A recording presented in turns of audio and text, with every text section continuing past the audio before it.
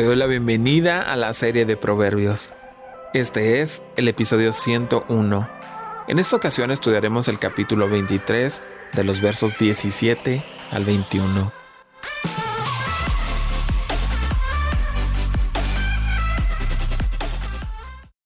No envidies en tu corazón a los pecadores. Más bien, muéstrate siempre celoso en el temor del Señor. Cuentas con una esperanza futura, la cual no será destruida. Hijo mío, presta atención y sé sabio. Mantén tu corazón en el camino recto. No te juntes con los que beben mucho vino, ni con los que se hartan de carne, pues borrachos y glotones, por su indolencia, acaban harapientos y en la pobreza. Este grupo de versos gira alrededor del alcoholismo y la glotonería. En el verso 17 el corazón representa la voluntad. Aquí se pide que la envidia se reemplace con la fe reverente. Por lo tanto, se cambiará el objeto de la pasión del pecador, de la envidia, al Dios Santo. El verso 18 detalla el valor de la fe reverente a Dios, es decir, hay un futuro seguro y una falsa esperanza. Esta es una trampa en la que es fácil caer. En este lado de la eternidad y en los juicios últimos de Dios, se verá que el pecado está impune y que la justicia no ha sido recompensada. Nuestros corazones, en lugar de envidiar a los pecadores, deben estar llenos de compasión por ellos, ya que no tienen nada que esperar sino la muerte. En lugar de envidiar a los pecadores, determina tener una perspectiva eterna enraizada en el temor del Señor. Un reconocimiento activo de la grandeza y la justicia de Dios.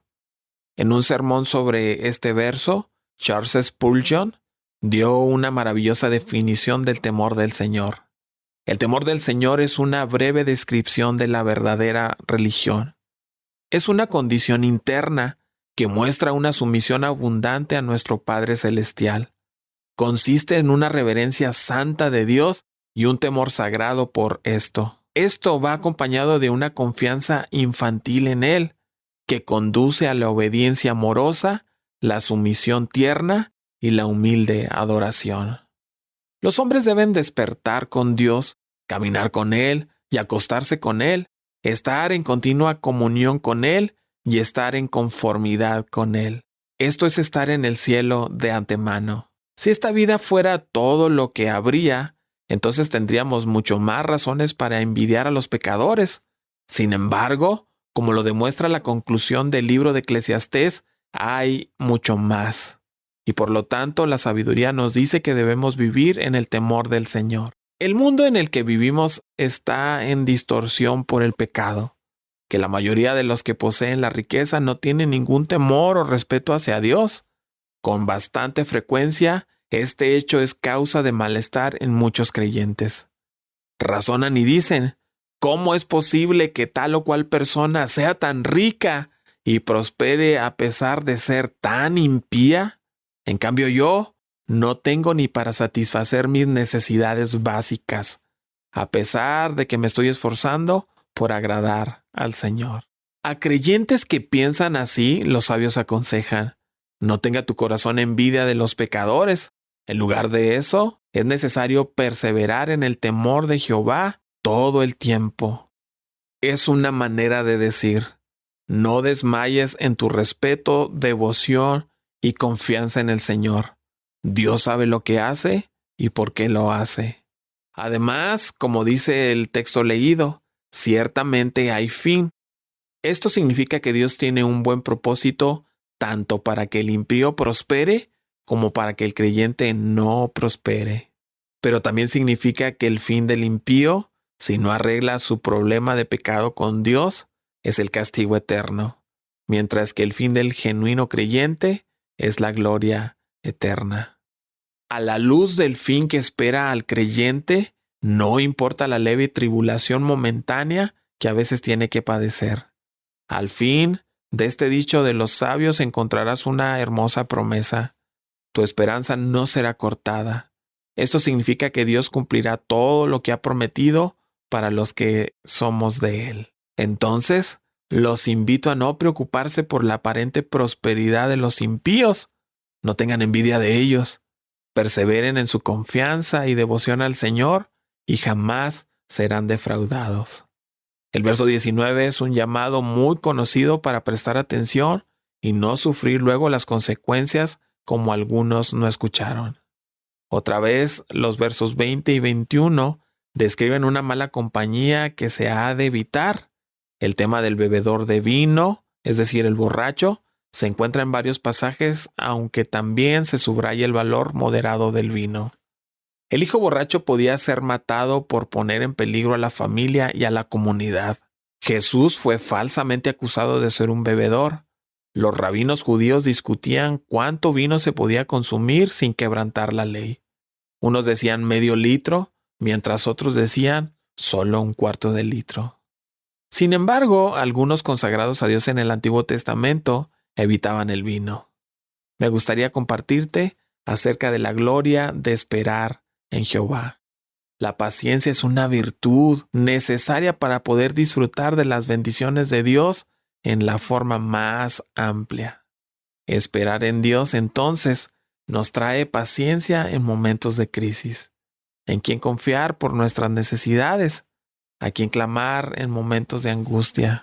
Esperar en Dios nos trae paciencia en momentos de crisis, nos trae seguridad en momentos de peligro y nos trae sabiduría en momentos de duda. En vez de invertir tanta energía en buscar los medios para solucionar nuestros problemas, más vale tomar un poco de tiempo para descansar en la presencia de Dios y meditar en su palabra para iluminarnos y darnos los valores que nos hacen falta para vivir la vida en forma positiva y tranquila. Junto al bebedor de vino está el comilón de carne. Ambos llegan a la pobreza, a vestirse en harapos o trapos. Nos hace recordar el capítulo 21 en el verso 17. Y la advertencia honesta contra el uso del vino y de los perfumes. Hay que evitar los abusos. Es interesante que los rabinos discutían cuánta carne es excesiva. Unos decían que 175 gramos era el límite, mientras otros decían que 560 gramos. Seguramente la segunda cifra va a quebrar casi cualquier presupuesto. Esto repite el contexto básico de Proverbios, que es la sabiduría, instrucción y guía de un padre para sus hijos. En una ocasión leí que en el reinado de la reina Isabel había una ley que obligaba a todos a ir a la iglesia en su parroquia, pero muchos romanistas sinceros odiaban ir y escuchar la doctrina protestante. Por temor a la persecución asistieron a la iglesia parroquial, pero se ocuparon de llenar sus oídos de lana para que no oyeran lo que sus sacerdotes decían. Es un trabajo miserable predicar a una congregación cuyos oídos se detienen con prejuicios. El consejo sabio a un hijo o hija es que no deben mezclarse con aquellos que abusan excesivamente del alcohol o la comida.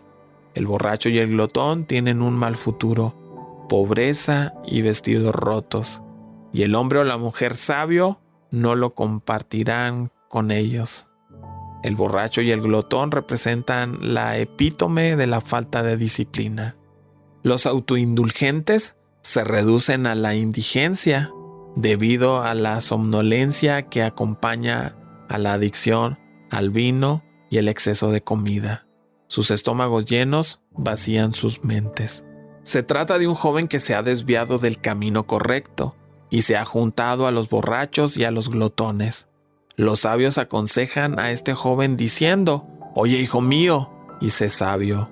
Luego hacen la invitación: «Endereza tu corazón al camino». Es una forma de decir: vuelve al camino correcto desde el cual te apartaste. Los borrachos y los glotones jamás serán buena compañía para los que quieren andar en un camino correcto. ¿Por qué? Porque los borrachos y los glotones están condenados a la pobreza. La borrachera y la glotonería producen el mismo resultado que la pereza, conducen a la pobreza.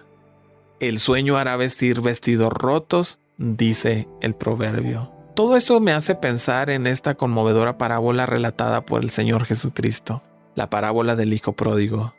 El hijo pródigo se desvió del camino correcto y abandonó su casa, se juntó con borrachos y glotones. con quienes gastó todo el dinero de la herencia. Estando en bancarrota espiritual y económica, no le quedó otra cosa sino apacentar cerdos y llegar al camino de anhelar comer lo que los cerdos comían, pero ni aun así le daban. Menos mal que el hijo pródigo volvió en sí y dijo: ¿cómo es posible que yo esté en esta terrible situación cuando el más insignificante trabajador de la casa de mi padre está en mejores condiciones que yo? El hijo pródigo está volviendo al camino correcto. Eventualmente volvió a la casa de su padre, donde fue restaurado. Tal vez alguno de nuestros amigos oyentes está en bancarrota espiritual y material como el hijo pródigo. Ese es el momento para recapacitar, enderezar los pasos y retomar el calor de la hermosa comunión con el Señor. Te invito a que sigas con nosotros estudiando el libro de Proverbios. Cada día subimos un capítulo nuevo en las principales redes sociales. Puedes encontrarnos como Comunidad Capital en Facebook, en YouTube y en Instagram. Siéntete libre de buscar todos nuestros contenidos en Internet. Estoy plenamente convencido de que serán de mucha ayuda para ti y tu familia.